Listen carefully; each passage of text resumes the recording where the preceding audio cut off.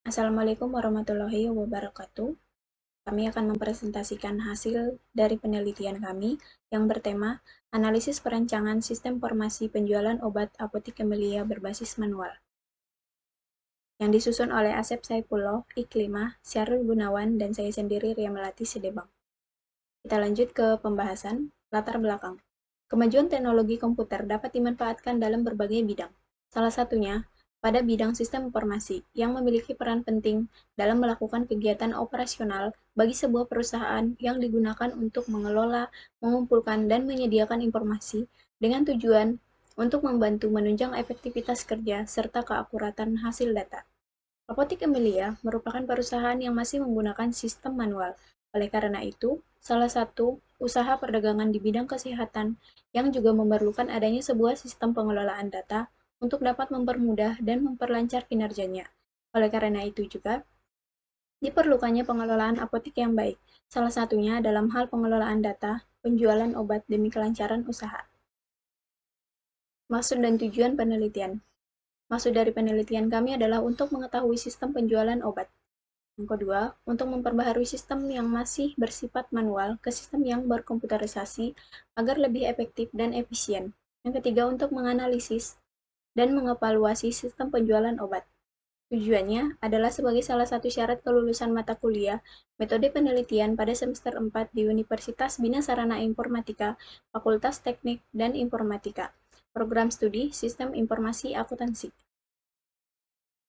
Metode penelitian. Metode penelitian yang kami lakukan yang pertama adalah observasi, penelitian pengamatan langsung untuk mendapatkan segala sesuatu yang berkaitan mengenai penjualan obat. Dengan wawancara, metode wawancara dilakukan melalui tatap muka langsung kepada customer. Yang ketiga, studi kasus. Sedangkan studi kasus yang kami lakukan dengan cara mencari referensi yang sesuai dengan topik yang diteliti. Studi kasus pustaka digunakan sebagai penunjang dari kelengkapan data yang telah diambil dari sumber-sumber yang relevan. Selanjutnya akan dibahas oleh teman saya.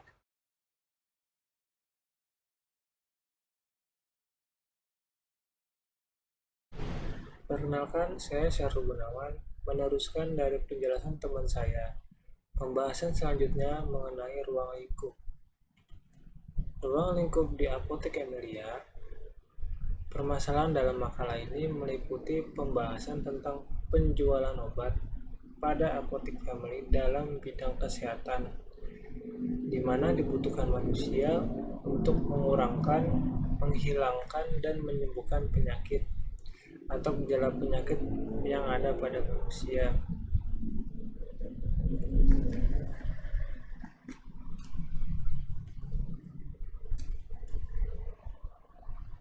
Selanjutnya, rumusan masalah. Rumusan masalah pada penelitian ini adalah bagaimana merancang bangunan aplikasi pengolahan apotek Emilia, di mana menghasilkan informasi yang berguna bagi bagian penjualan serta pengontrolan pada stok dan pencatatan setiap obat. Jadi rumusan masalah di sini itu bagaimana kita merancang sebuah aplikasi pengolahan apotek Emilia untuk menghasilkan informasi yang berguna untuk kedepannya, serta kita bisa mengontrol stok barang masuk atau barang keluar pada tiap-tiap obatnya.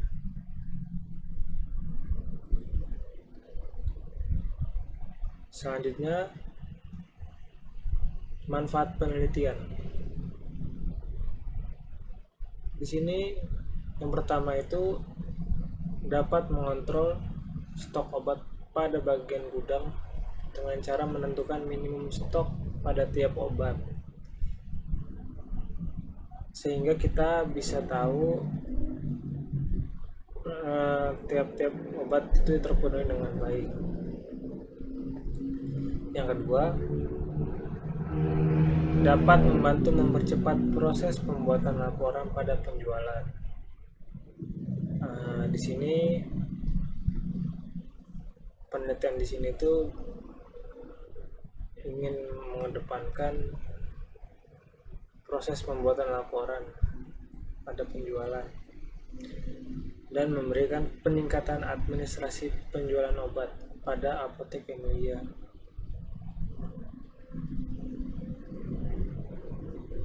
Berikutnya di sini yaitu adalah sistem.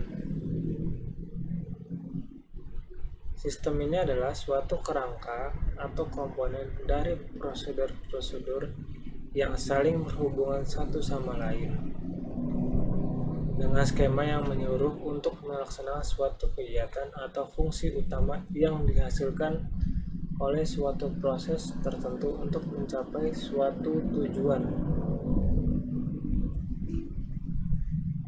Selanjutnya, tujuan sistem.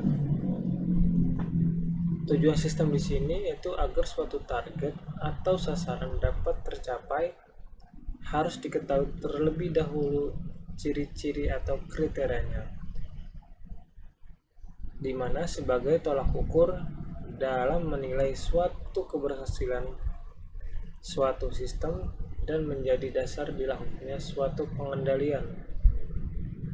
Perkenalkan, nama saya Iklima. Di sini saya akan melanjutkan presentasi dari teman saya.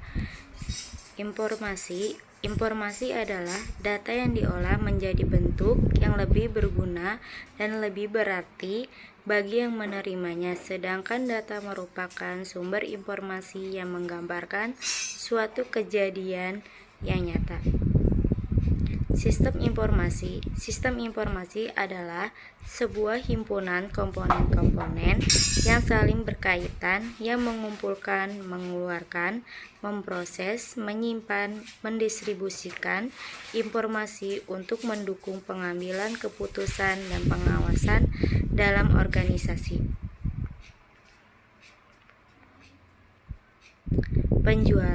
Penjualan adalah kegiatan yang dilakukan oleh penjual dalam menjual barang atau jasa dengan harapan akan memperoleh laba dari adanya transaksi-transaksi tersebut, dan penjualan dapat diartikan sebagai penggalihan atau pemindahan hak kepemilikan atas barang atau jasa dari pihak penjual ke pembeli.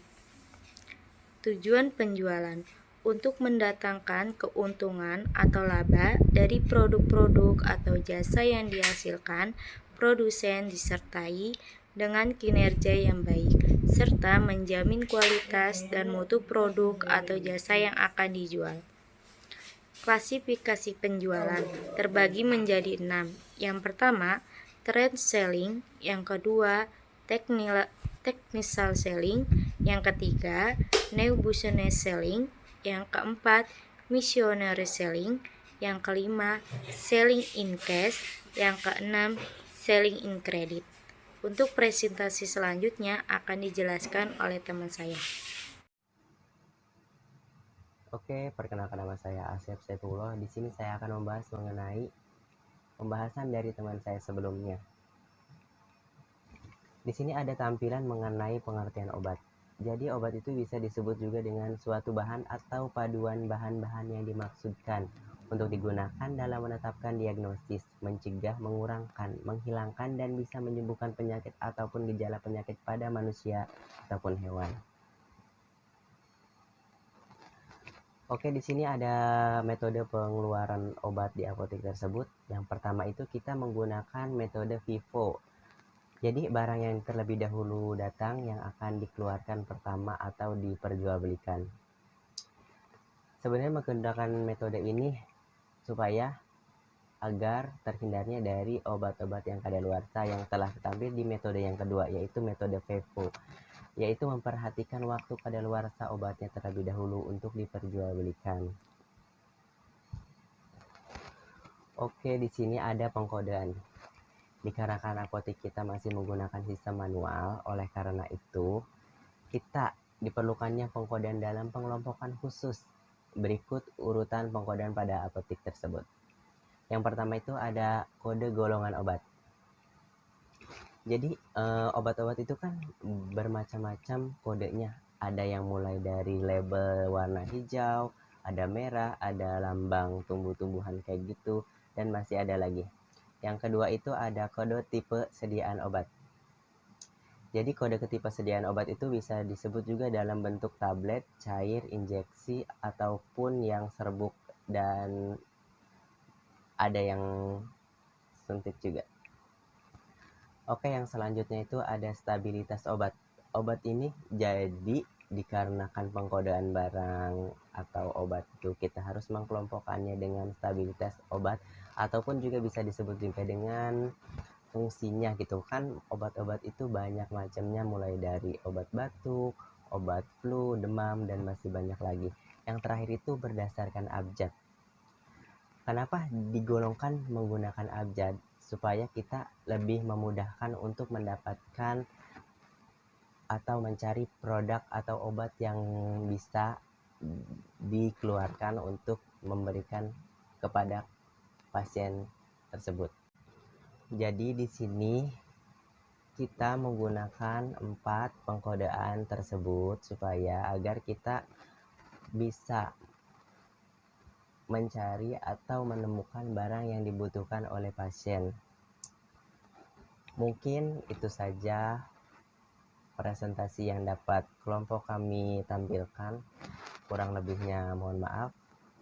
Saya akhiri. Assalamualaikum warahmatullahi wabarakatuh.